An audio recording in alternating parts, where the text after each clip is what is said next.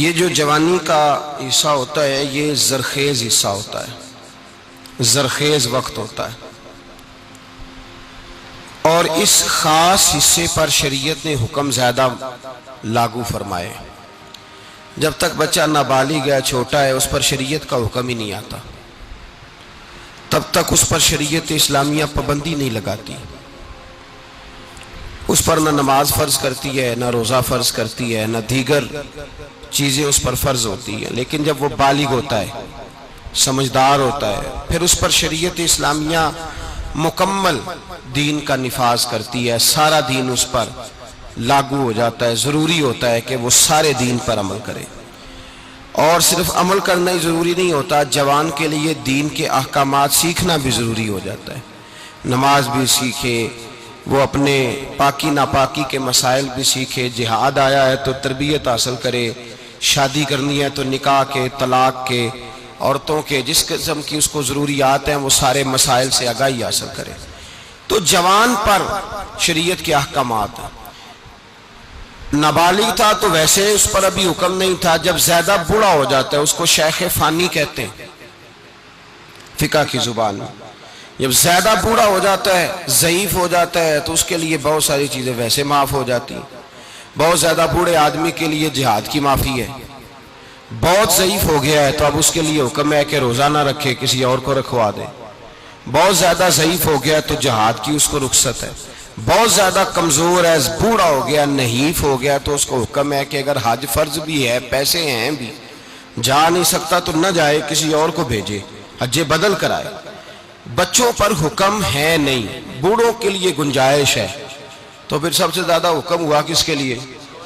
جی مست ہے ہر کئی مست مئے ذوق تنے آسانی ہے، حیدری فقر نے دولت عثمانی، تم کو اسلاف سے کیا نسبت روحانی۔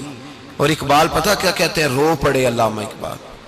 اقبال کہنے لگے مردہ وہ قوم ہوتی ہے جس قوم کا جوان بے ضمیر ہو جاتا ہے، وہ قوم مر جاتی ہے جس کا جوان تھک جاتا ہے۔ کہتے تیرے صوفے ہیں افرنگی، تیرے کالی ہے ایرانی، صوفے آئے ہیں تیرے یورپ سے اور قالین منگوایا ایران سے، تیرے صوفے ہیں افرنگی، تیرے کالی ہے ایرانی، لہو مجھ کو رلاتی ہے جوانوں کی تن آسانی۔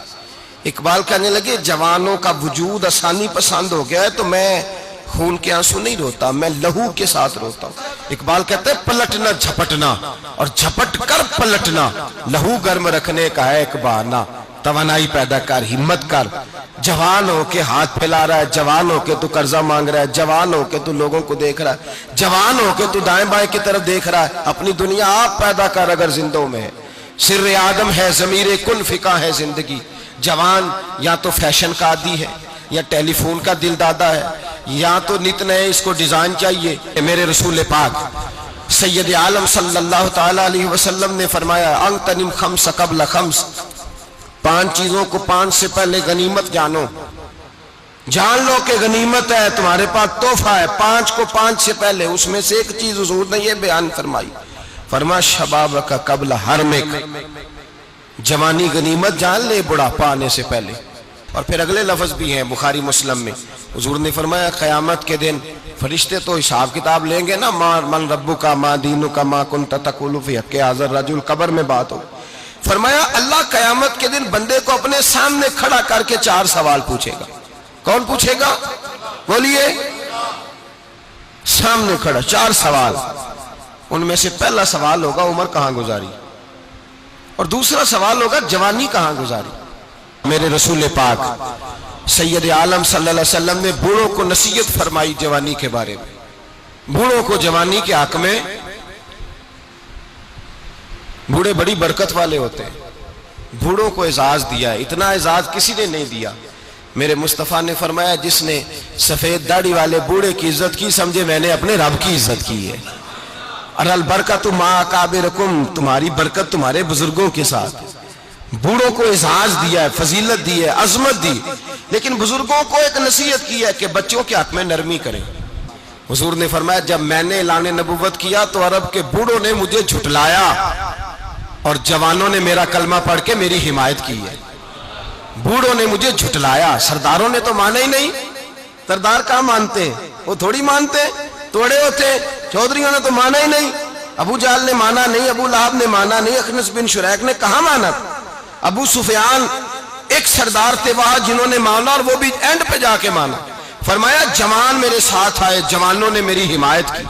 جوان ابو جہل جب میٹنگ بلایا کرتا تھا نا مکے کے لوگوں کی، تو وہ جو اس کے اندر رونا روتا تھا، وہ پتہ کیا روتا تھا؟ کہتا تھا اس کو روکو، ہمارے جوان اس کے پیچھے لگ گئے، ہمارے نوجوان اس کی بات سنتے ہیں، اسے منع کرو۔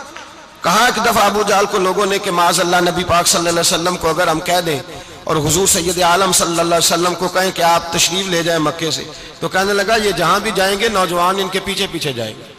ان کی فکر جوانوں کو اپیل کرتی ہے، ان کی سوچ، ان کے نظریات جوانوں کے دل کو۔ دیکھیں نا حضرت عمر نے جب کلمہ پڑھا تو عمر 27 سال تھی، 27 سال۔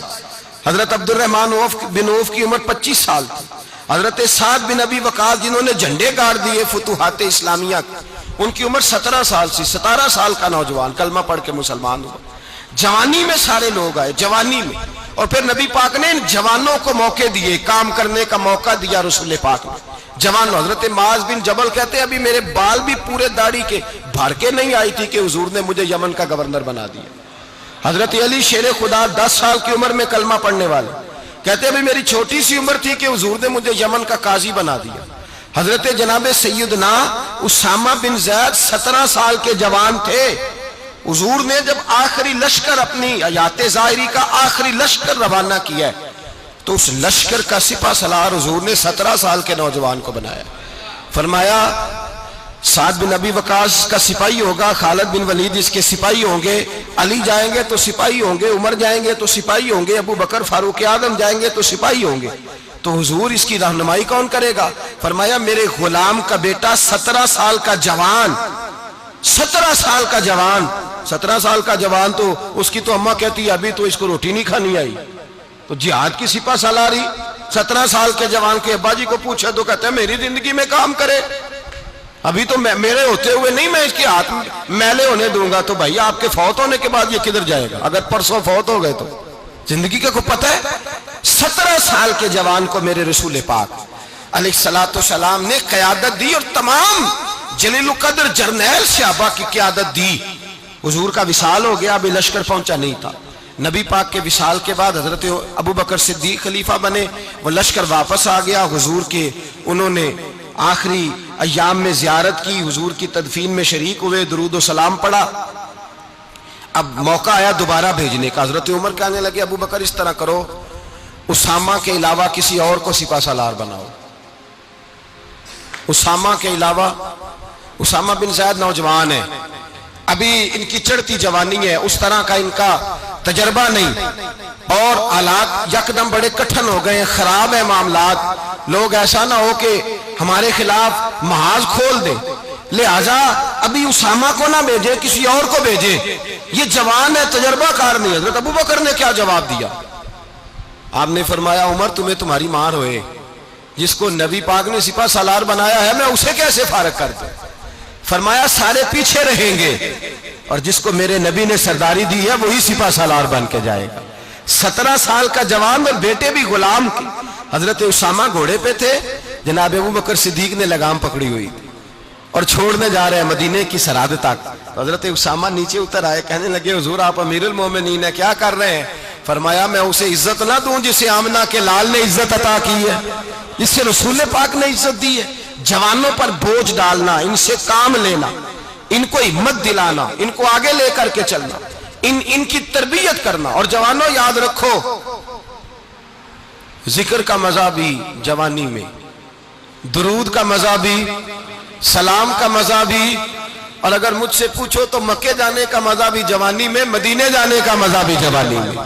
یہ جوانی کے جہاد کا مزہ بڑھاپے میں آ کے تو مشکلات ہوتی ہے، لوگ نماز اس وقت شروع کرتے ہیں جب کرسی پہ پر بیٹھنے کا موقع آ جاتا ہے۔ در جوانی توبہ کردن شیوائے پیغمبری، جوانی میں توبہ کر، یہ نبیوں پاک، نبیوں کا اللہ تجھے ان کی سیرت کا اللہ تجھے اجر عطا کرے گا، ان کی پیروی کا اللہ تجھے ثواب دے گا۔ حضرت انس بن مالک فرماتے ہیں میں حضور کی بارگاہ میں حاضر تھا، ایک جوان آیا توبہ کرنے اور ایک بوڑھا آیا۔ ایک جوان اور ایک بوڑھا. تو نبی پاک صلی اللہ علیہ وسلم نے فرمایا انس یہ جبریل امین کھڑے ہیں اور کہہ رہے ہیں یا رسول اللہ یہ جو جوان توبہ کرنے آیا نا اسے جبریل کا سلام کہہ دے. تو حضور فرماتے ہیں میں نے اسے کہا بوڑھے کو سلام نہ دوں, وہ بھی تو توبہ کرنے آیا, بوڑھے کو سلام نہ دوں؟ تو حضرت جبریل امین عرض کرنے لگا یا رسول اللہ اس کا تو وقت آیا تھا توبہ کرنے کا, اس نے تو اب توبہ. مولا رومی کہتے ہیں کہ جو بھیڑیا تھا بوڑھا ہو گیا, بھیڑیا بوڑھا ہو گیا, بکری گزر رہی تھی, اب بیمار ہو گیا, کمزور ہو گیا, بوڑھا ہو گیا, تو بکری گزر رہی ہے. تو لومڑی اس سے کہنے لگی بادشاہ شکار آیا ہے, مارو چھلانگ پکڑ لو. کہنے لگا نہیں اب میں نیک ہو گیا ہوں, جانوروں کو تنگ نہیں کرتا, اب میں جانوروں کو تنگ نہیں اب نہیں میں کسی کو تنگ کرتا.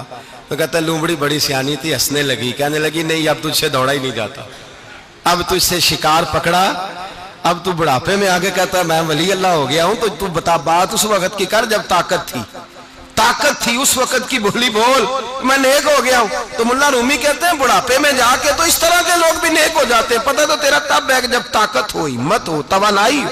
میرے نبی پاک علیہ السلام نے فرمایا قیامت میں اللہ کے عرش کے سائے کے علاوہ سایہ نہیں ہوگا. اللہ نوجوان کو عرش کے سائے میں کھڑا کرے گا تو فرشتے اس پر فخر کریں گے کہ نوجوان ہو کے عرش کے سائے میں کھڑا ہے.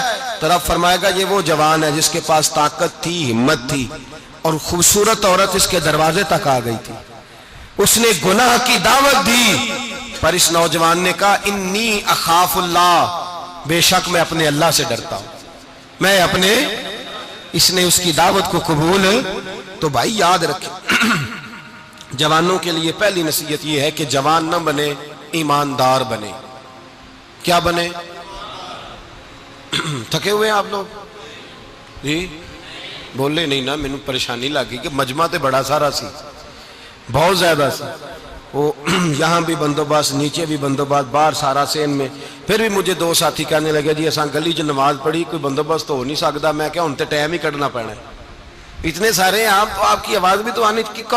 جوان بننا چاہیے کہ ایماندار بننا چاہیے جی؟ جوان جب ایماندار ہوتا ہے نا تو پھر معاشرہ سارا ایمان